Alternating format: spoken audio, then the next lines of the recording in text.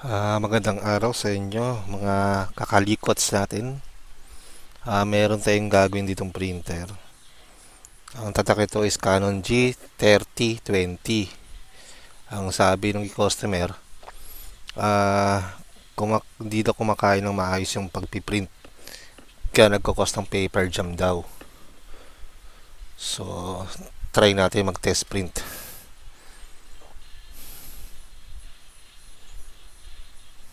Teka lang ah.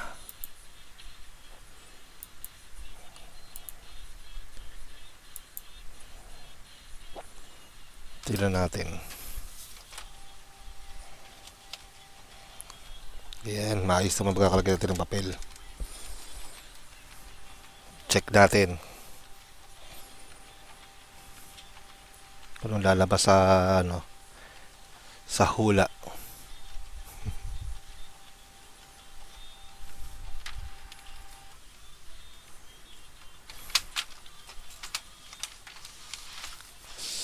So, ganyan siya.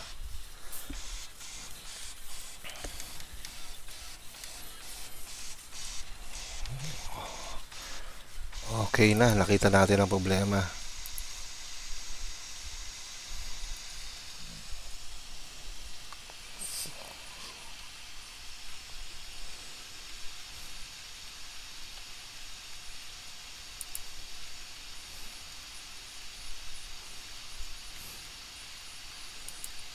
Ganyan na naging problema niya.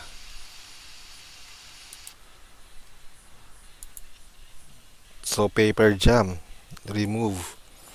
Sabi to, paper jam 1300, 1300 ang error niya na nakasulat dito. Tsaka sa computer din, ang sabi rin, isayin nga daw, paper jam. So, cancel print natin.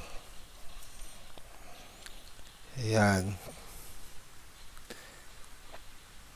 Yan daw nagko-cost niya, paper jam daw. So, gawin natin guys. Hugutin natin yung paper na nag-jam.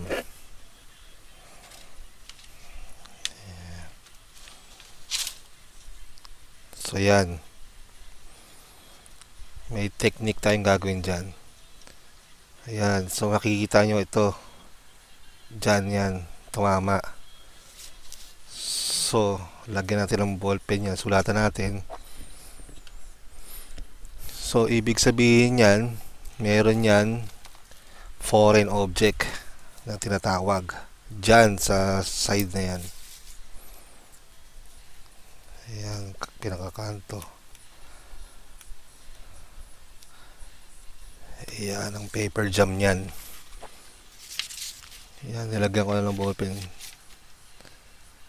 Maliwanag na naman. Hindi na naman kita.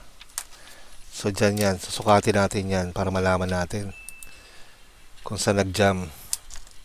So, i-off natin mo itong printer. Ayan.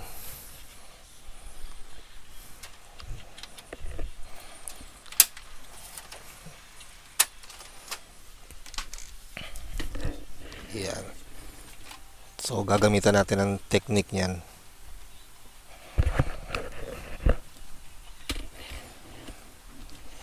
Kasi masusukat natin yan kung saan yung bumara. Ayan, so dito banda sa dulo. So, i-off natin muna. Tapos silipin natin yung loob. Kung saan nag-paper jam yan.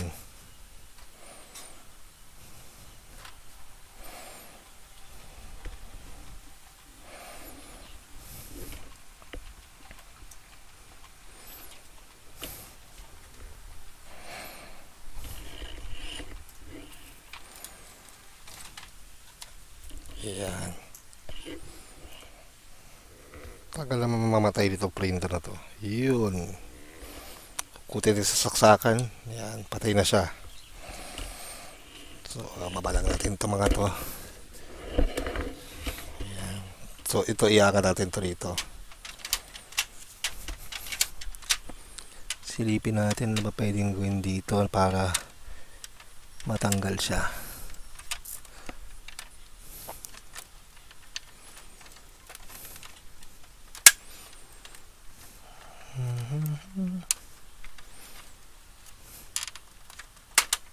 Yan. Yan, lapit natin ganyan. Kung marumi siya.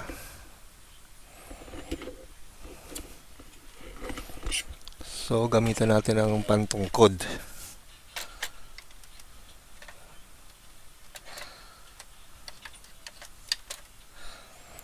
Yan. So, tapos, ang gagawin natin dyan, ito nga, sinukat natin to, diba? Dyan yun. Tignan natin dyan. Kung banda siya kumalang. So dito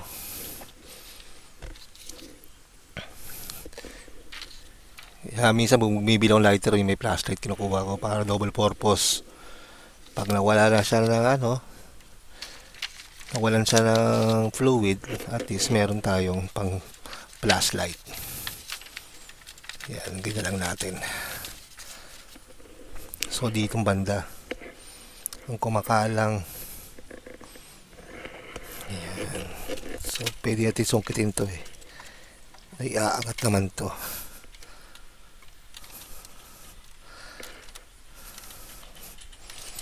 Para makita natin sa dulo.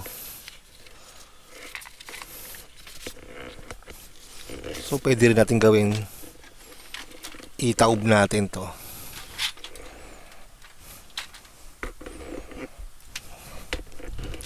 Para malaglag.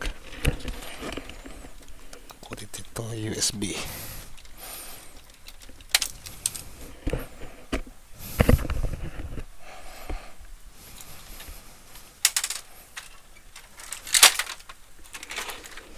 Para nakita ko na kung nahulog.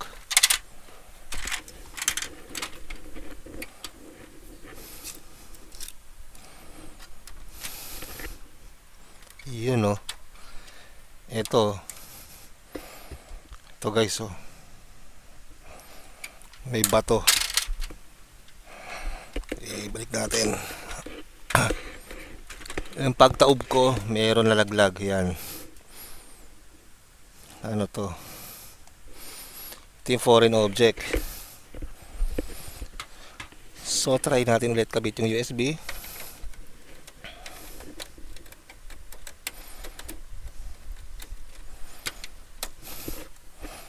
On natin.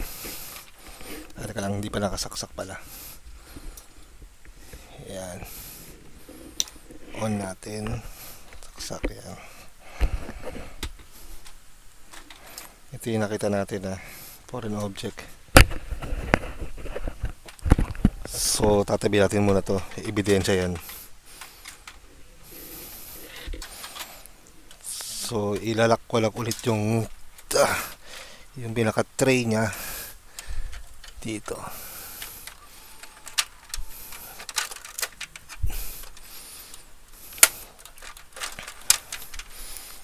Ayan.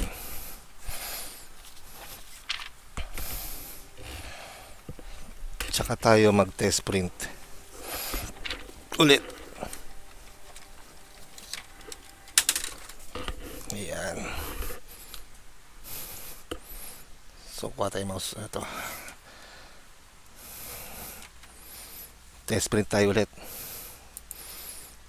Tignan natin kung anong lumabas sa hula ulit. Printer is offline. Ay, nahugot saksakan. Pag ano ko ng mouse na hugot. Teka lang.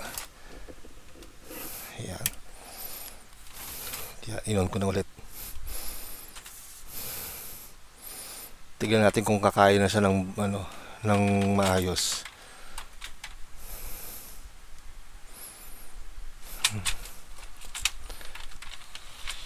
Meron pa rin. Andun pa rin. Ibig sabihin mayroon pang nakakalang yan doon. Ayan.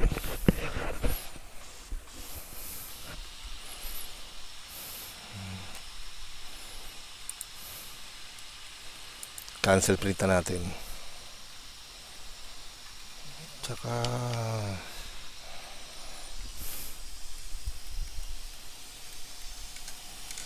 naiba naman ang pwesto ng kain. So meron pang nalaglag dyan. Ayan. Paper jam ulit, diba? Stop natin.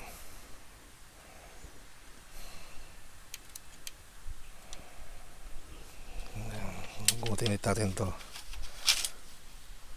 So same pa rin, meron pa rin doon. Lagyan natin ng ballpen. Kung saan banda siya doon ulit.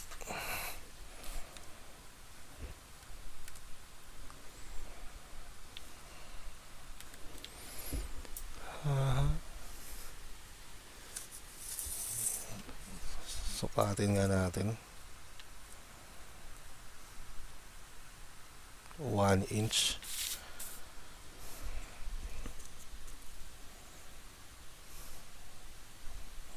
Dito, lagpas 1 inch. So, meron pa rin nakakalang yan dun. So, ang pinaka-the best talaga nito is itaktak ulit natin.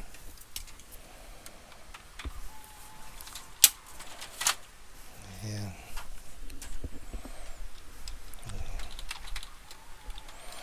At least pinakukuha na tayo isang madumi dun.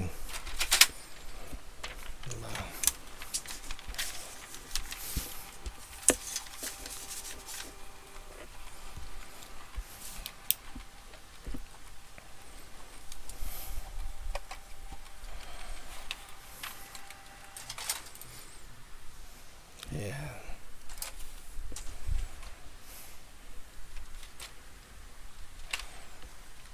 Yeah, buksan ulit natin to.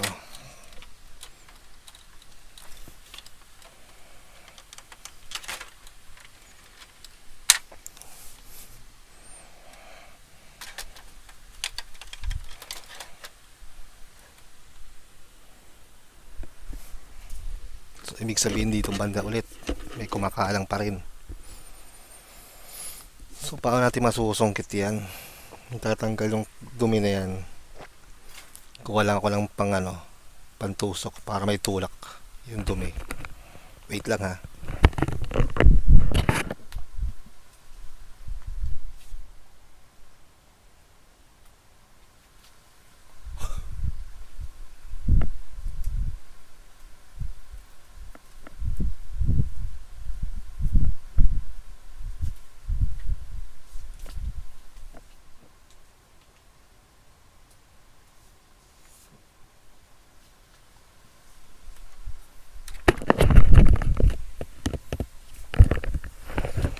Ito guys, gamit tayo ng plastic lang tempered glass sa cellphone. So susungkitan sa roller feeder niya. Ayan. Pag di na nakaya sa ganito, ang gagawin natin dito is babakasin na natin buong printer para matanggal talaga yung pinakadumi. So siksik natin yan, pasok sa tray.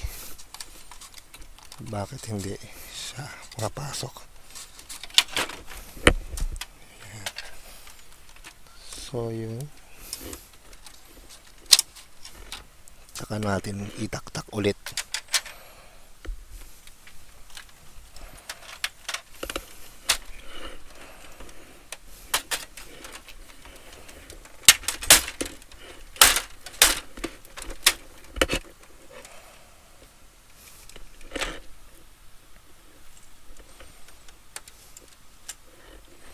Yan, tapos silipin natin.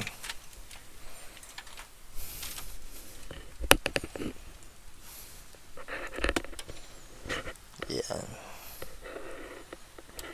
So, gagawin ko rito, walang lumabas, di nakita. Ano ko to ngayon, babaklasin ko muna to. So guys, ipopost ko muna yung video, then pag nabaklas ko na, i-video ko sa banda doon.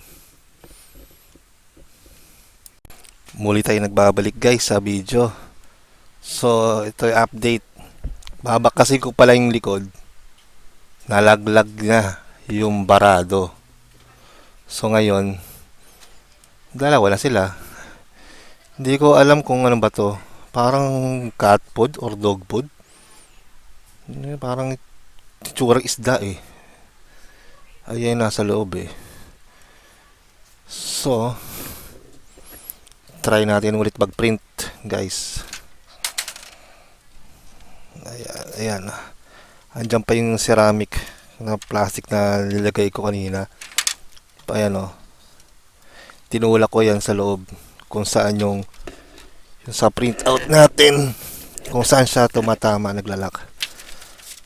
Kasi 1 inch eh. Ayan o. Diyan nagpe-paper jam eh.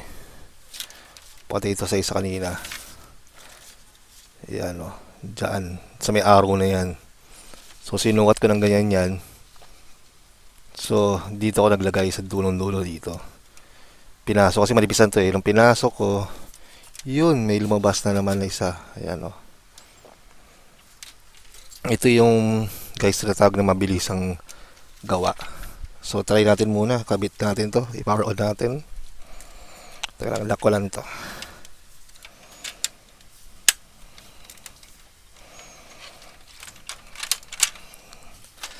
Yan. Tapos saksak natin yung power cord.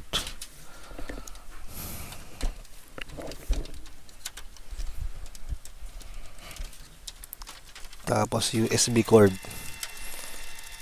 Kahit wala pa yung nakakabit yung paper tray sa likod.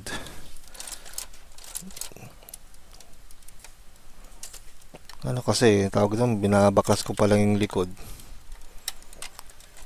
Pag taob ko ng unti, yun, lumusot. Nalaglag na yung ang tawag namin yung foreign object. Yan. So, kuha tayo ng isang malinis sa scratch paper. Yan. Tignan ulit natin kung test print tayo ulit. Kung magpe-paper jump siya ulit siya.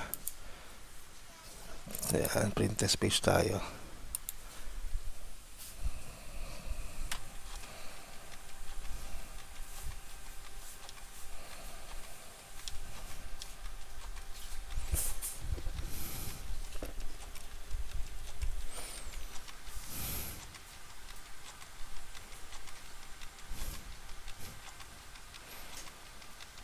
Ayan. Test tayo ulit. Yun, kumain ng dire-diretso. Diba? Ayan na. So, nawala na yung paper jam. Ayan. Nawala na yung paper jam. Ang problema naman is walang colored black. Test tayo rito. Kung yung mga ink na wala.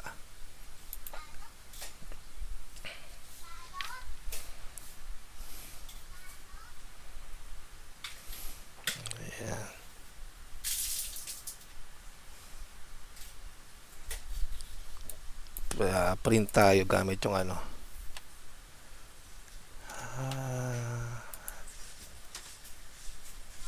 Ayan, print.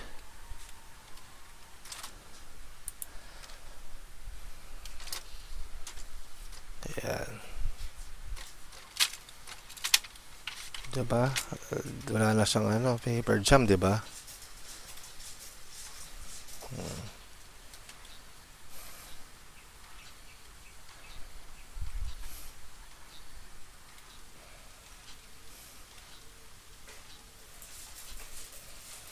So wala kang itim, pero mayroong ano, colored.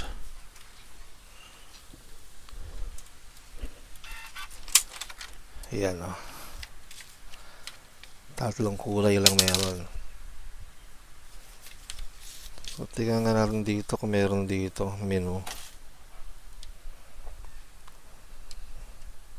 Device settings, okay. Printer settings.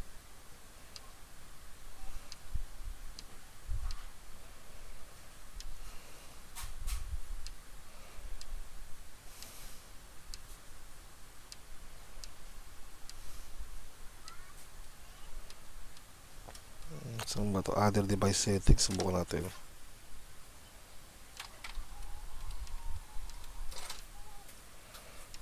Wala siya. Ito, punta tayo sa maintenance. Okay. Cleaning. Head clean natin. Hmm?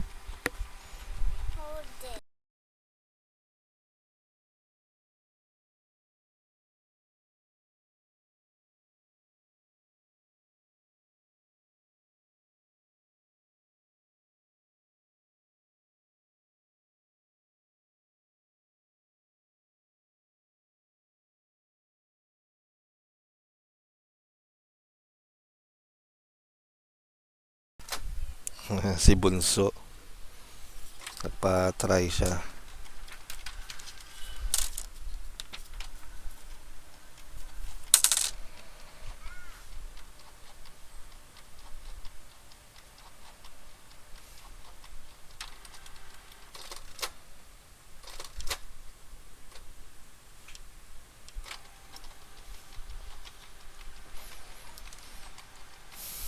So, at least nasolve na natin yung paper jam problem niya, yung 1300 error niya.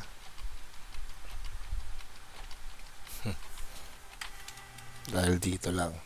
Ayan. Cat food ba to? Dog food. Ayan. So, mag-test print tayo ulit ng ano.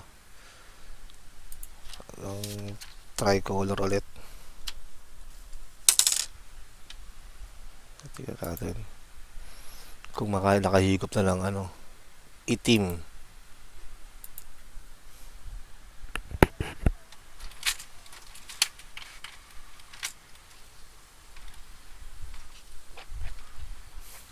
Yung unang solution ginawa natin, gumamit tayo ng ganito.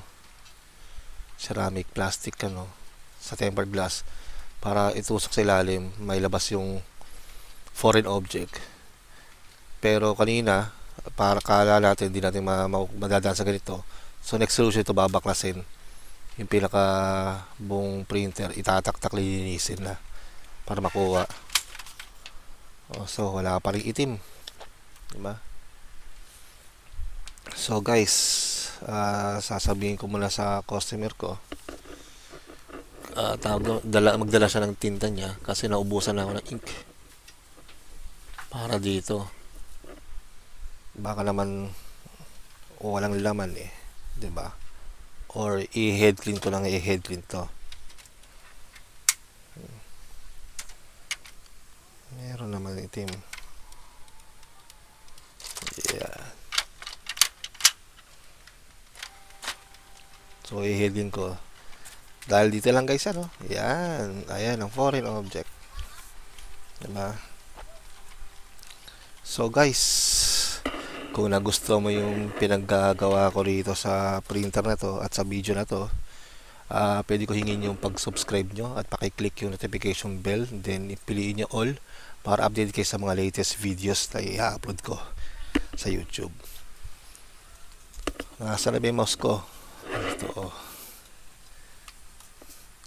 Hanggang sa muli, ang tutorial ito ay para lang sa paper jam error due to foreign object. Yan. Diba? Hanggang sa muli guys. Paalam!